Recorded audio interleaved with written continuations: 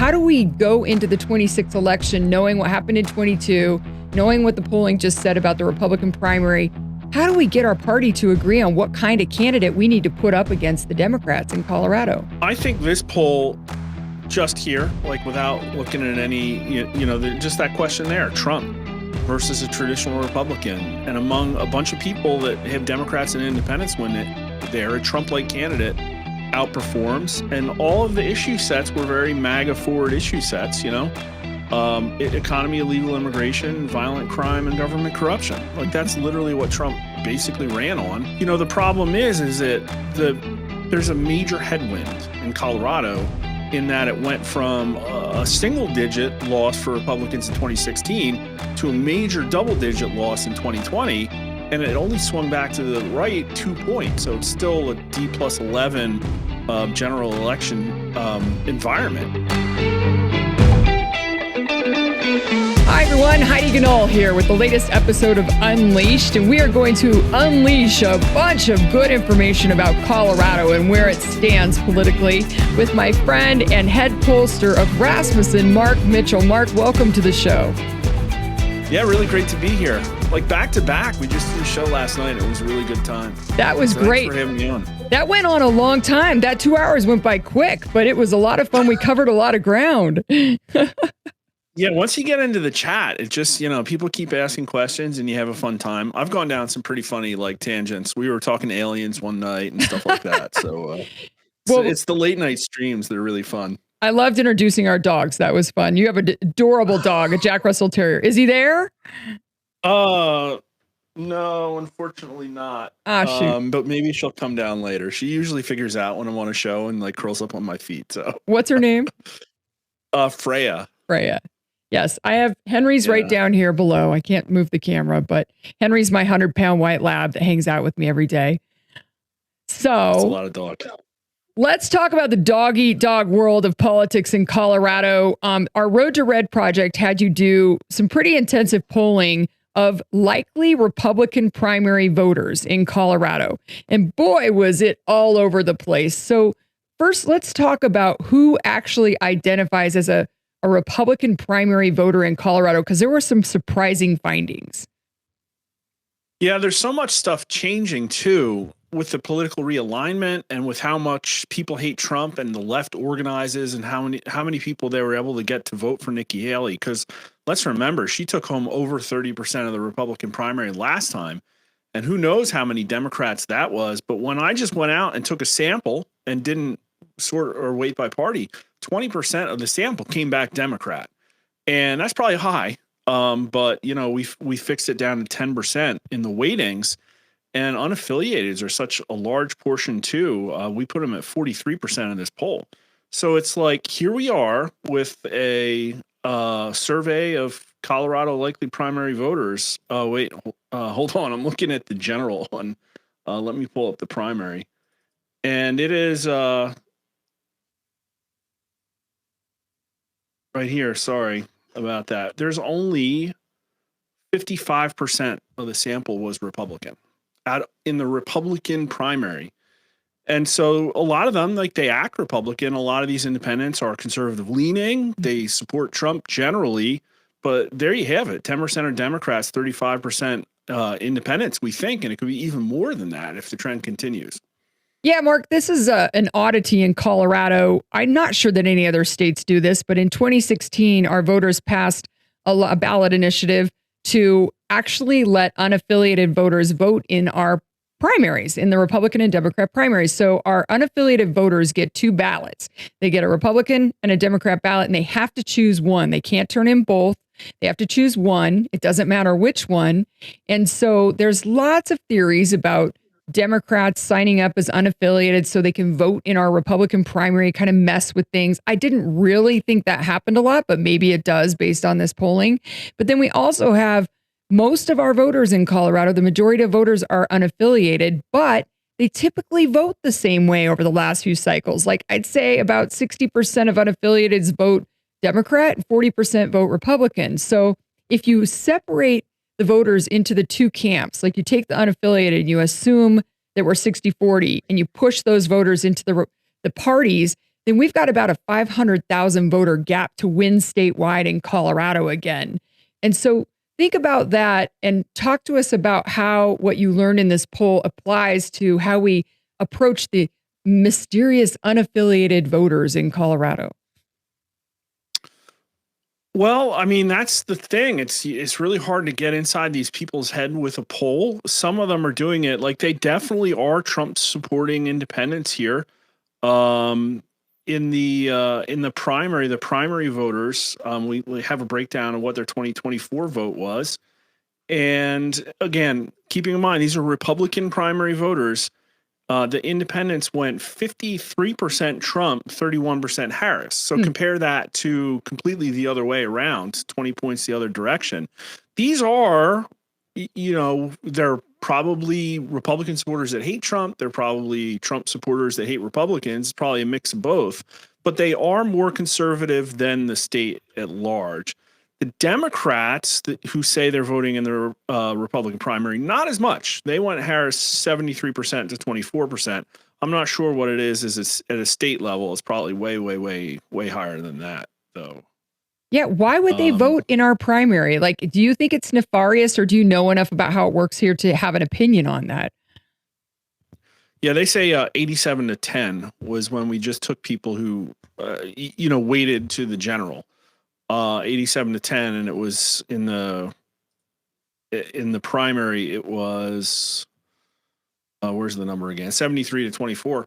So these are very Harris supporters, and they say they're voting in the primary. They had outs in the poll, and they were being asked questions about in this Republican primary, right? And they still do it, and it has to be. Like, listen, she outperformed by far in Colorado than she polled nationally. Nikki Haley was not getting that much in the primary polls.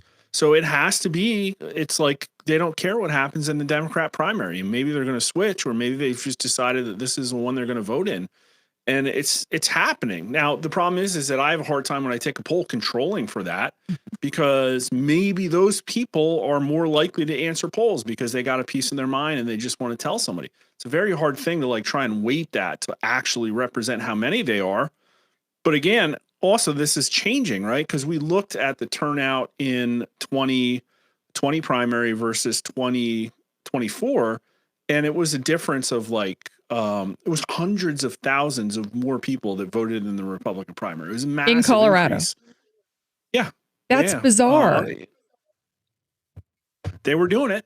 Yeah. I mean, it was a strategy, they're out there burning Teslas, paid protesters, right? So this is one of the things they did. I mean, and if that's how they did it very well in Colorado.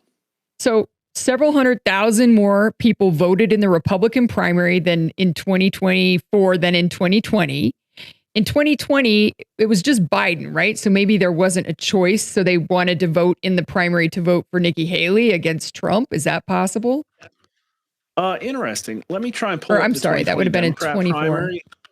How far into the cycle are you guys for primaries? What do you mean by that? For the Democrat primary, like how far into the process? Like timing wise, like for 2026? Like no, just in general for the schedule. Oh, our primary is in June. Oh, yeah. Okay. So like really late. Democrat primary results 2020 Colorado. Let's see what it was. I mean, that really could be, again, it was Biden in 24, but I don't think I remember seeing a significant turnout in the 2020 Democrat primary when it might have still been the Colorado Democrat presidential primary in 2020. Bernie Sanders got 37% of the vote. Biden only got 25. Bloomberg got 18. Wow. Yikes. Warren got 17. So it was really competitive still. I'm looking for a total vote tally here. It looks like it's under 1 million. So it was equivalent to what the Republican was in 2020 as well. So it's literally just people like, hey, 2024 primary, we're voting in the Republican in primaries. The Democrats, even though I'm a Democrat, And so Nikki Haley, I think you said, got 33% of the vote in the Republican primary in 2024 in Colorado. Mm-hmm. So obviously there's a lot of Nikki Haley supporters here, either because they're Democrats and they were trying to take out Trump, or because they're Republicans that are disaffected and they are not happy with Trump. Tell us how overall the poll looks like Republicans feel about Donald Trump in Colorado, or Republican primary voters. They like him. This is definitely a Trump leaning group of people. I think the takeaway was just not as much nationally of an equivalent group of this makeup, in my opinion. But again, you got to keep in mind only 55% of this poll is Republican, and you're getting a Trump approval that's like really pretty high, just not as high as Republican statewide. So I mean, it is a conservative leaning group, but got so many things open. Trump favorability here was 69%, 51% very favorable among the Republicans, 86%, like high, and then we also asked, what do you think is when you picture your ideal Republican candidate for governor, which would you prefer they more be like, Donald Trump or a traditional Republican? And Trump wins like 54-40. So that number would be a lot higher among pure Republicans. So it's really weird. It's like they like Trump, but they see some value in the establishment Republicans. But then we also asked Republican Party favorability in Colorado, and it way underperformed Trump.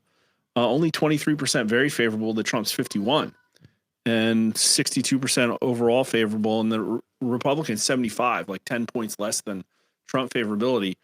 So it's hard to like put all that together into a signal, other than nationwide. I can tell you that the Republicans love Trump. They think that this is his party. We've asked that time and time again. 75% say the Republican Party is a party of the Make America Great Again platform and Trump. And it's like in the generic ballot, results weren't that great. Republican Party of Colorado results, like, not super great. And it's hard to know how much of that is because you got Democrats mixed in here that might be lying or might be voting for ulterior reasons. But, everything else like kind of checked out. The issues they care about, it's like, the economy and the border. And there wasn't a lot of things that stuck out where it's like, wow, this is weird. What's weird is just how few Republicans there are. Well, there's a big battle in the Republican Party in Colorado about what kind of candidate we need to put forward for statewide races. Is it like we need to go more conservative, more MAGA, all in, just, pure Trumper? Or do we pick a more moderate candidate that's going to appease the unaffiliated and the Democrats who are open to voting our way? And that kind of played out in the 22 race. I was definitely more America First. I was running for governor. And then Joe O'Dea was running for U.S. Senate, and he was much more moderate, wouldn't touch the MAGA issues, just stayed in his lane over there. And I mean, we weren't that far apart. We were 3 or 4 points apart at the end of the day, losing. But how do we go into the 26th election knowing what happened in 22, knowing what the polling just said about the Republican primary? How do we get our party to agree on what kind of candidate we need to put up against the Democrats in Colorado? I think this poll just here, like without looking at any, just that question there, Trump versus a traditional Republican. And among a bunch of people that have Democrats and independents win it, they're a Trump-like candidate outperforms. And all of the issue sets were very MAGA forward issue sets, economy, illegal immigration, violent crime, and government corruption. Like that's literally what Trump basically ran on. And like, the problem is that there's a major headwind in Colorado in that it went from a single digit loss for Republicans in 2016 to a major double digit loss in 2020. And it only swung back to the right 2 points. So it's still a D+11 general election environment. And so, the establishment's probably got a incentive to sit there and say, we're never going to win. Well, let's just run whoever. Or they're going to say, oh, you ran a MAGA candidate and you lost. We told you so. Ha ha. But it's like, well, maybe they wouldn't have won.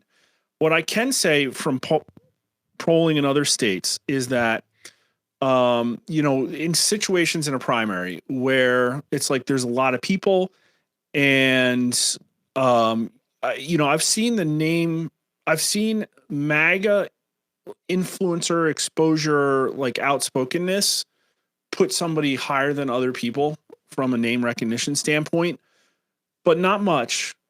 But when you say, oh, well, what about the Trump endorsement? Then the person gets 20 points. They win hands down by like 2 to 3x more than any other person in the poll. And so the Trump endorsement is really powerful. But it's like that helps you win the primary. And, you've won a primary in Colorado, right? Yep. So there is that.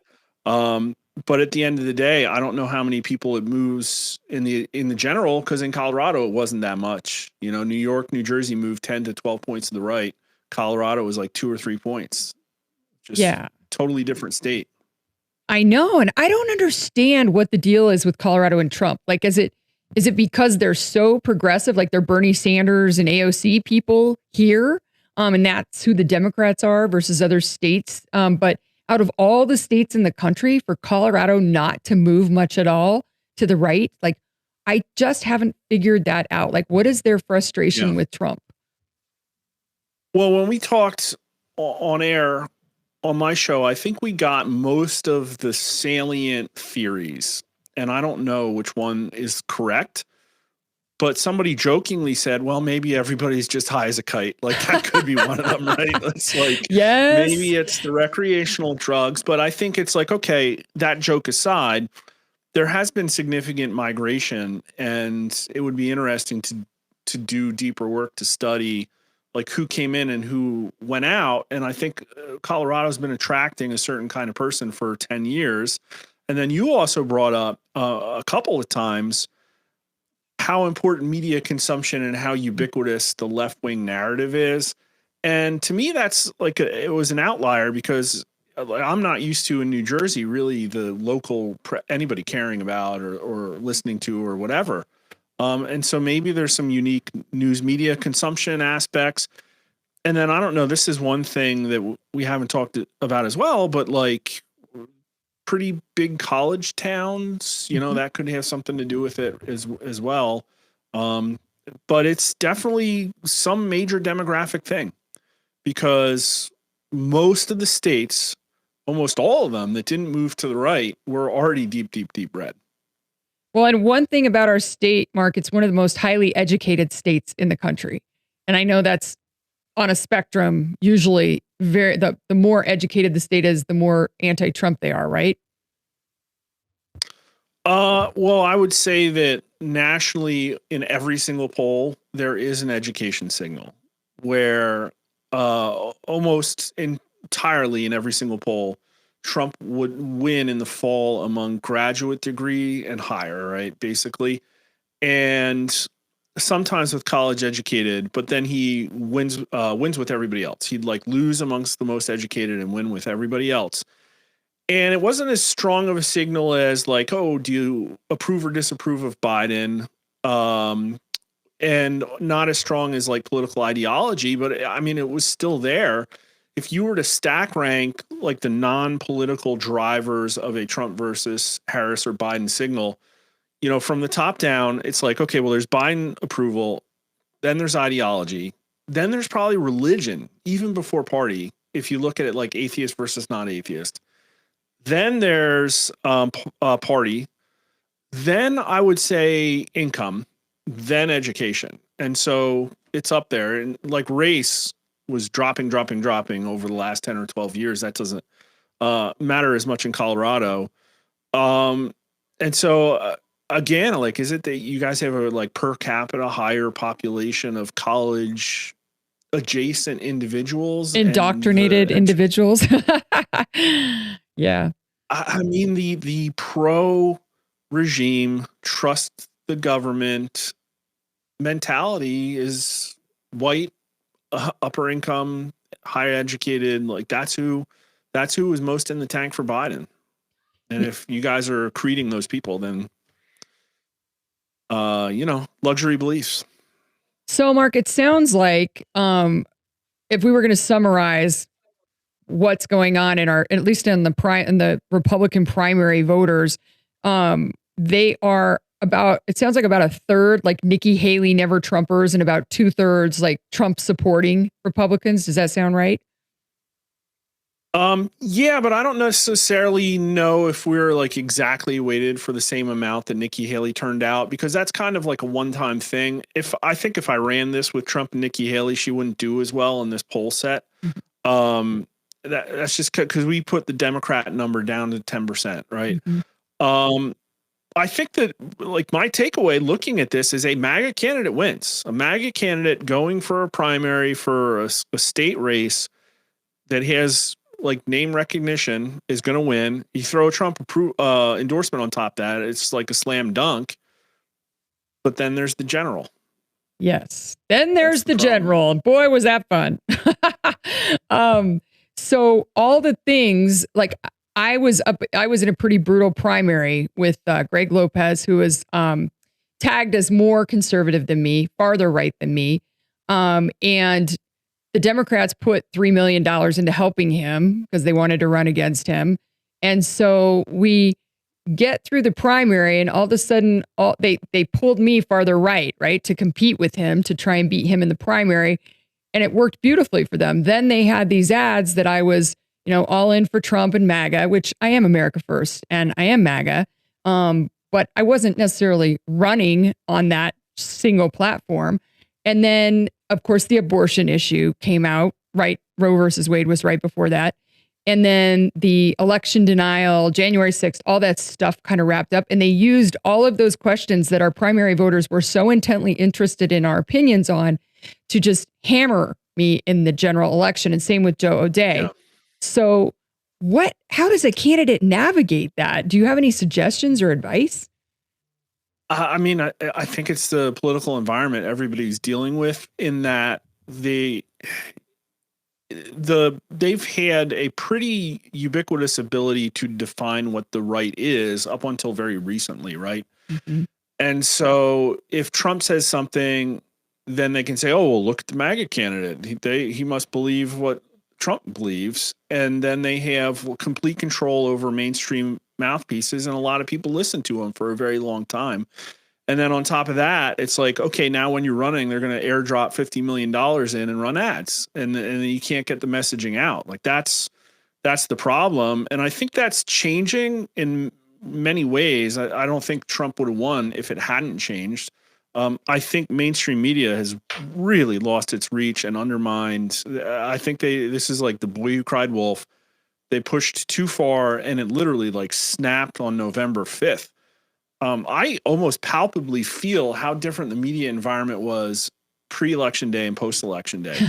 Because pre-election day, I was on Twitter a lot, and what I noticed is that people were very much responding to the mainstream media laser pointer. Mainstream media was having effective Sunday news cycles. They were putting out effective hit pieces. People on the right on Twitter like had to respond. And now it's like, well, Signalgate came and went, and they gave it everything they could, and nobody cared, and it didn't move Trump's numbers at all. And I don't remember a single thing that's come out of a weekend news cycle that is. So then there's that, and then there's like, well, hopefully maybe the Republicans figure out how to, we talk about codifying the Trump executive orders. Well, how about codifying American first policies into the Republican Party so that more money goes to defend the people? Because I think ubiquitously those types of candidates just got left twisting in the wind. Oh, well, this is Trump's problem, and oh, this is Trump's endorsement record, and well, we didn't get our established candidate, so let's just, let them lose. I think there's some of that going on. And then there's the whole other aspect of the Democrats. They have an edge in electioneering, like there is that. And then on top of that, well, they have the complete upper hand in just being able to throw ridiculous amounts of money. I don't know if they're going to maintain those two. And so I think things are changing, and there could be massive electoral shifts, especially with how messed up the Democrats are. But it's like, now you're asking me like, okay, well, use your crystal ball. And it's like, I don't know, we're all going to see over the next year or two what happens. Yeah, I agree. And I think in Colorado, people are taking the media more with a rolled eye approach, but not enough people, right? They still buy into the narrative of the liberal media here. And it's just overwhelming. It's like a fog that lays over Colorado. And we're trying to be that back with Rocky Mountain Voice and Free State Colorado and some big influencers like Jeff Hunt on Twitter. But it's like throwing pebbles at a mountain in Colorado because the Democrats own the media here. And they also own the money machine. To your point, they use NGOs. They put 30 million up against my 5 million. They do that to every candidate. They just overwhelm them with money and operations and paid staff all over the state and electioneering, whether it's ballot harvesting or just working the system so well that we can't keep up. And so I think this is good news because we can honor our America First like bloodstream, our values, but we've got to figure out how to, what I'm hearing you say is bring in the other components that have been brought in with this election, like MAGA, Make America Healthy Again, Doge, the corruption, Tulsi Gabbard, the just a lot of the cool players and coalitions that were built in the 24 campaign. If we can start to wake people up on the left and in the middle that are swayable, that this isn't the old party that you tried to, avoid at all costs. This is a really cool coalition of new players that don't like what's happening to our country. A lot of people need to do a lot of work, and you can't do it all in Colorado, is my personal opinion. And so right now, the Republicans, I don't know what the right way to quantify their brand advantage is, but what I can tell you is that MAGA has a brand advantage, a big, massive one that is going to be sticky unless it just gets jettisoned. And so just look at what happened, for instance, in this Wisconsin race. I don't know how existential it is. I think a lot of people think it's extremely existential. It could be. They could immediately have a Mark Elias lawsuit queued up and ready to go to, flip the house. I don't know. But it's like, okay, everybody slept on it. And then they realized, oh crap, it's this week. Then they're like, okay, Elon gets out there on his private jet and they got Scott Pressler and everybody they can muster. And they're doing a good job turning people out. It looks like this will probably air after the results. I think it's looking good right now, potentially. But it's like, well, where's the machine? The machine can't be, oh man, everybody on Twitter has got to all work together to get this election to win. Like there has to be a national, well-funded machine focused on the best winning platform for the Republicans, because it seems like when Trump got in and it's like, okay, well, all of a sudden this new charismatic person is setting the agenda for the Republican Party and it's something so totally different. It seems like most of them defaulted to, well, we're just going to keep on trying to win for Republicans and run the way we used to run. And that's the momentum. And that's it's going to continue. And Trump's not going to be on the ballot anymore. So I think there's a lot that they could do to now flesh out the MAGA movement that just hasn't been done, like, period. I think, a lot of money it would take like building MAGA pipelines and making a whole new class of consultants that aren't beholden to all of the same influencers, the influence level of people like, the Kevin McCarthy's out in California that make sure everybody gets the talk or whoever. Right. Mitch McConnell, I think he's finally gone. Yeah. Right. But that's, and it's like, good job on Wisconsin. And like Elon's doing the right thing. Scott Pressler's out there doing good stuff. And there's a ton of grassroots people.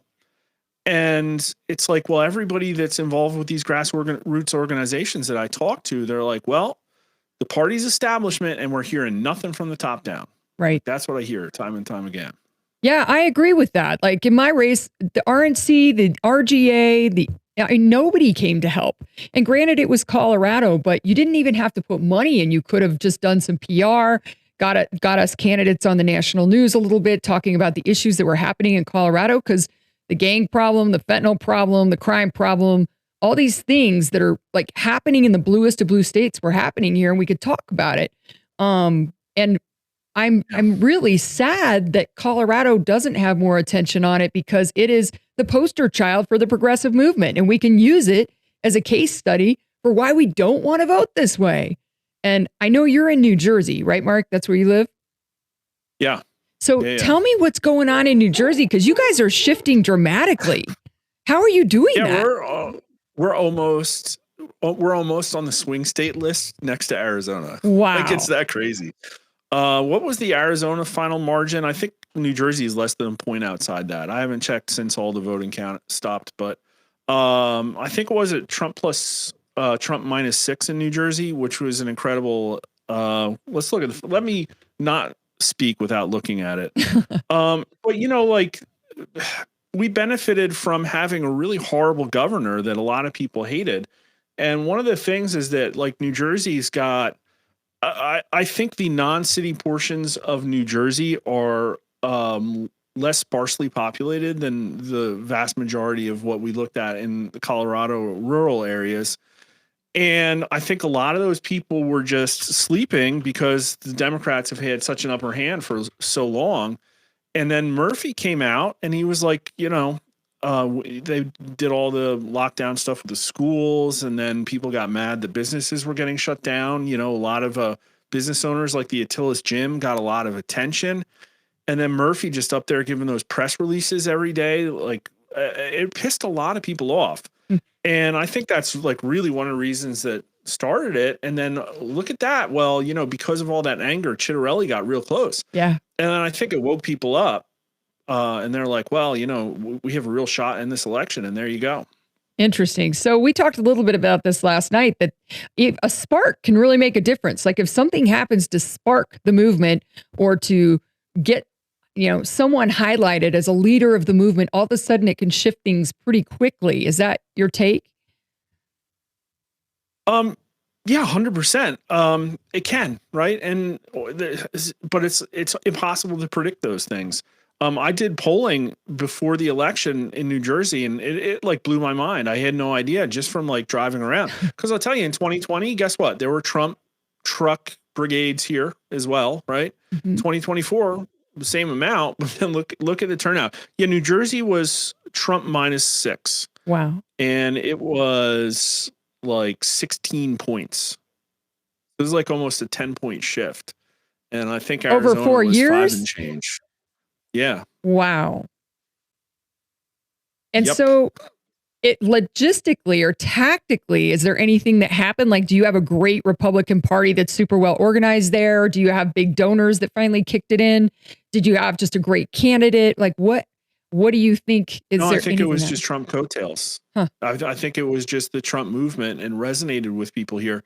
I've been to some of the local Republican Party stuff, and I haven't been, frankly, like, too impressed. And we have grassroots organizations like everybody else. But there wasn't, that I know of, any like real concerted effort, other than Murphy made a lot of people mad. He's out there virtue signaling core left stuff. I think what happens in Manhattan like rubs off on New Jersey a lot. And a whole bunch of bad stuff's been happening there, violent crime problems. And I think the schools are getting bad here. So it's like all of this stuff, like a lot of suburban and middle class people, and inflation squeezed them. And it just like, it hit here. And we were closer than, actually we weren't closer than Colorado. We were way to the left of you guys in 2020. You're making me sad, Mark. Which, something came up last night that I want you to point out to people too, is that Pollster is pretty well liked even by Republicans and Republican primary voters. His polling numbers looked really good. Yeah, they were pretty good. Better than you'd expect. And this again comes from, it's like, there's some Democrats and unaffiliateds in here. But he's not like this isn't hate. I'm trying to find the numbers here. It was sorry, this is a big poll. There was a lot in it. 36% favorable rating to a 59%, 58% unfavorable. So he's under, what's that, 22 points underwater, but that's like not Harris lost by way more than that in the 2024 matchup question here. Yeah, that's So for Republican primary voters. That's crazy. Yeah. And that's probably part of the problem. It's not because they're super Democrat. It's just that they like him better than Harris. So Trump minus Harris in this poll was 46%. So he's doing twice as well as Harris in this poll. Dang. Well, and that's a lot of it. That's the media, the money. The media just makes him glow. They just don't say anything negative about him. And it's just gross. And then he has so much money that he can message, he can manipulate, he can do all kinds of things. And he has this persona that he's like the libertarian governor and he's anything but. But even Fox News buys into that. Dana Perino puts him on her show all the time, touting, how he's a moderate governor and he does a lot of the right things because she's from Colorado. And I'm like, dude, you got to come visit. It's not pretty. It's terrible here. And he just cons people with that facade. But to your point, the fact that they don't hate him probably doesn't help us to spark the movement here in Colorado. Yeah. And it's weird. It's like moderation is like a myth, kind of, because like, who's a moderate? Like, name me one moderate. Name me a successful national moderate person. And let me ask them what their stance is on border security. And then I can prove to you whether they're a moderate or not with one question, right? It's like, should we deport people or not?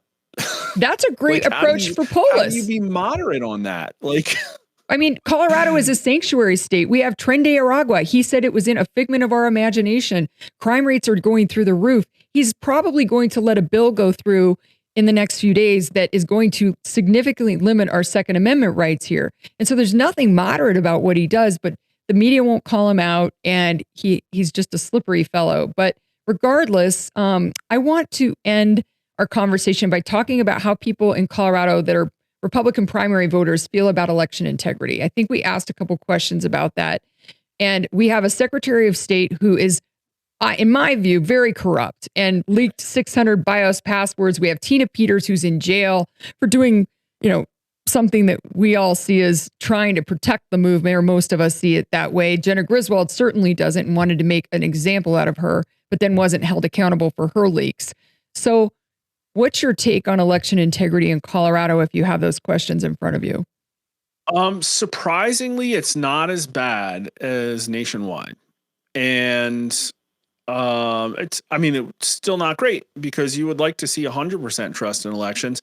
Normally when we do the election integrity set, though, we're like, if we have the space, we'll ask it 5 or 6 different ways because you never really know exactly like what will create the signal. But what I can tell you is nationally, the big headline question is, how likely is it that the outcome of the 2024 election will be affected by cheating, asked in advance of the election? And the answer nationally was 66%. Wow. With very likely in the 40s. So 66% of Americans thought that there would be cheating in the 24 election. Yeah, we asked them multiple times. The result was always between 60 and 66. And we asked it many, many times about 2020. And the result was, it started at 49 and it was always between 49 and I think the highest we got was 62. So that's off the charts, horrifying level of trust in our elections when more than half of people, in almost every time we poll it, more than half of people think either 2024 or 2020 were affected by cheating. Mm-hmm. Now, after this one, a lot fewer said yes, but it was still a bunch, Mm-hmm. I think it was in the 40s. Like, it dropped a lot. Might have been now the Democrats think it's the case, right? Well, surprisingly, not that many of them. Huh. Okay. It's a Reddit narrative, but the Democrats in November were like, yeah, Trump won. And I think the national popular vote had a lot to do with that. But for Colorado, Republican primary likely voters, how much trust do you have that the outcome of elections in Colorado reflects the true vote?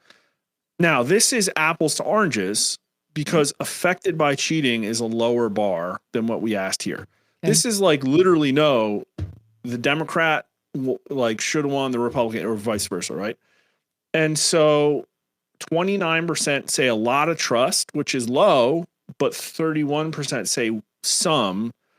So the headline is like 60% trust the elections, but only 29 a lot, and only 10% say not at all. So it's like 36% say not much or not at all.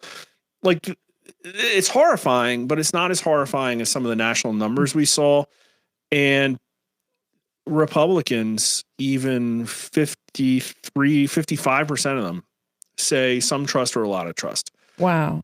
So that's a problem with your Republicans, for sure. So the Republicans in Colorado, 55% trust the elections? Yeah. Okay. And then when you look at likely Republican primary voters, which includes some Democrats, a lot of unaffiliateds that identify as Republican primary voters, that number is about 60%. Yeah, 6 and 10. And the Democrats, it's 70%. So Republicans are really less than 20 points apart. The Democrats and Republicans are not that far apart on this question. It's really surprising. Now, that's the Democrats voting in the Republican primary, but still, they pretty wild. And actually, this is wild. The independents voting in the primary, well, no, they're 60. So they're like right in the middle, only 11% of Republicans say they have no trust at all.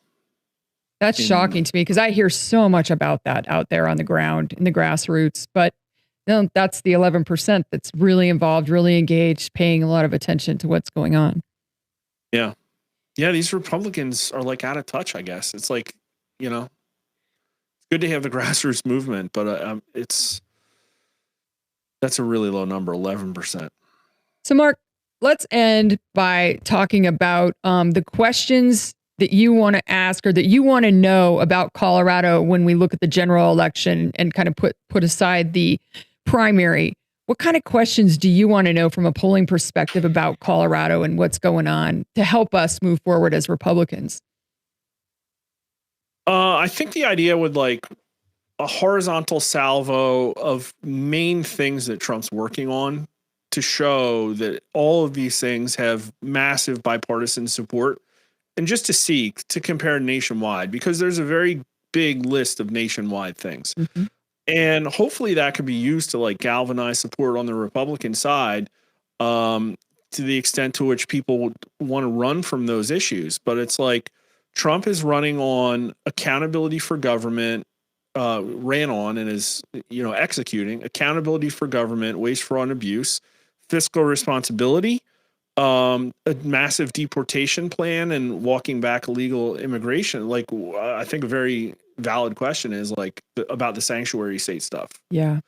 Because that's a very salient one that we see in New Jersey too. Phil Murphy's out there like virtue signaling about how he's harboring an illegal alien in defiance of federal immigration laws. Yeah, we've got that here in Colorado too. Our Denver city mayor and Pollster and a lot of the legislature, they just kind of thumb their noses at what's happening nationally. And also the woke stuff in the schools is really bad in Colorado. Like, we've got a huge school district, Jefferson County, that has a pedophile problem with their staff. And then we've got Durango, Colorado, that is just super defiant about what's happening nationally versus what's happening locally. Like, they literally are saying, we're not going to follow any of your rules. And then today in the legislature, by the time this comes out, we'll probably see how this went.